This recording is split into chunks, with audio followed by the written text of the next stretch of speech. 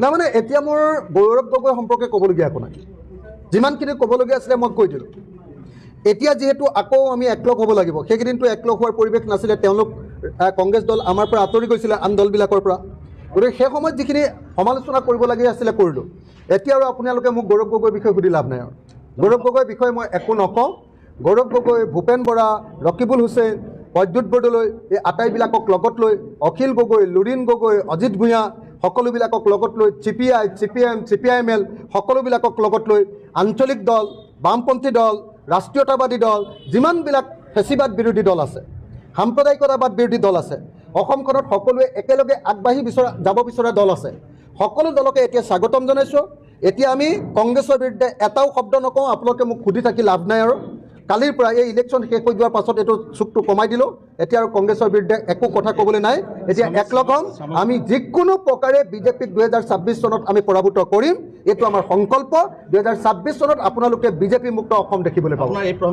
মানে কংগ্ৰেছ দলে আপোনালোকে সকলোৱে জানে যে কংগ্ৰেছ দলে আমাৰ ঐক্যমঞ্চৰ পৰা ওলাই গৈ 5টা সমষ্টিতে অকলে 5টা কেণ্ডিডেট দি দিছিলে, কিন্তু 5টা কেণ্ডিডেট দি দিয়াৰ পাছত কি হ'ল সকলোৱে জানিলে, 5-0 হ'ল, 0 পালে কংগ্ৰেছে। গতিকে এতিয়া কংগ্ৰেছে যদি এতিয়া এনেকৈ থাকে 26ত, যোৱাবাৰ 26খন আসন পাইছিলে ন, 101টা ছিট খেলি লৈ 26খন আসন পাইছিলে, 26খন আসন পাই তাৰে 7টা আকৌ বিজেপিলৈ গুচি গৈছিলে। এইবাৰতো 26খন নহয়, 6খন আসনো নাপাব যদিহে ঐক্যবদ্ধ নহয়। সেইকাৰণে কংগ্ৰেছ দলক আমি আহ্বান জনাইছোঁ, আমি সকলোৱে একলগ হ'লে কিন্তু চৰকাৰ কৰিব পাৰিম, আৰু ভাগ ভাগ হ'লে কিন্তু কোনো কাৰো চৰকাৰ নহ'ব, তেতিয়া বিজেপিৰ চৰকাৰ হ'ব।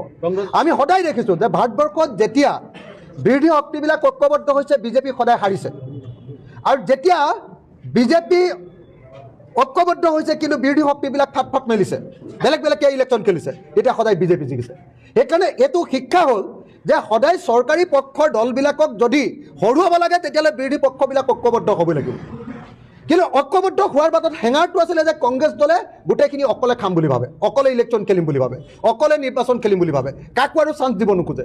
সেইকাৰণে 2024ৰ উপনিৰ্বাচনটোত আমাৰ ঐক্যবদ্ধ আমি হ'ব নোৱাৰিলোঁ।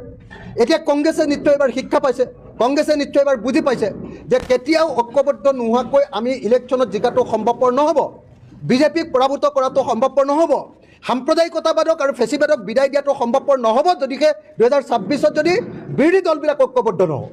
সদায় চৰকাৰী পক্ষৰ বিৰুদ্ধে বিৰোধী দলবিলাক ঐক্যবদ্ধ হ'বই লাগিবই। য'ত ঐক্যবদ্ধ হৈছে তাত বিৰোধী পক্ষ জিকিছে, য'ত ঐক্যবদ্ধ হৈছোঁ বিজেপি হাৰিছে, আৰু য'ত ঐক্যবদ্ধ নহয় বিজেপিক আমি চান্স দি দিছোঁ তাত বিজেপি জিকিছে।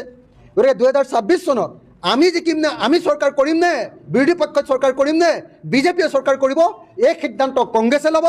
কংগ্ৰেছে যদি অকলে খেলিবলৈ যায়, তেতিয়াহ'লে কংগ্ৰেছে বিজেপিক আচলতে ৱাক অভাৰ দি দিয়া হ'ব। আৰু আমিতো কংগ্ৰেছৰ লগত একলগ হ'ম বুলি আগৰ পৰাই কৈ আছোঁ, আমাৰ পিনৰ পৰাতো আপোনালোকে গণ্ডগোল কিবা পাইছে জানো? আমিতো ক্লিয়াৰলি কৈ আছোঁ যে আমি ঐক্যবদ্ধ হৈ ইলেকশ্যন খেলিম। কংগ্ৰেছেহে ফিটাই দান মাৰি অকলে গুচি গৈছিলে, শিক্ষা পালে 5-0 হৈ গ'ল, হয়নে নহয়? গতিকে নিশ্চয় এইবাৰ কংগ্ৰেছ আকৌ আহিব, আমি সকলোৱে মিলি ঐক্যবদ্ধভাৱে অসমৰ পৰা সাম্প্ৰদায়িক ফেচিবাদী দল বিজেপি আৰু মুছলমান সাম্প্ৰদায়িক দল ৰেহাই দিয়ে, এই দুইটা দলকে ব্ৰহ্মপুত্ৰ দলিয়াই দিম। কংগ্ৰেছ যাতে আপোনালোকে ঐক্যবদ্ধ হৈ আছে নে, সেইটো এটা প্ৰশ্ন হৈ আছে। কংগ্ৰেছৰ বাহিৰতো আমি 100% ঐক্যবদ্ধ, বিৰোধী দল যিমান আছোঁ 16টা দল 100% ঐক্যবদ্ধ, 100% ঐক্যবদ্ধ।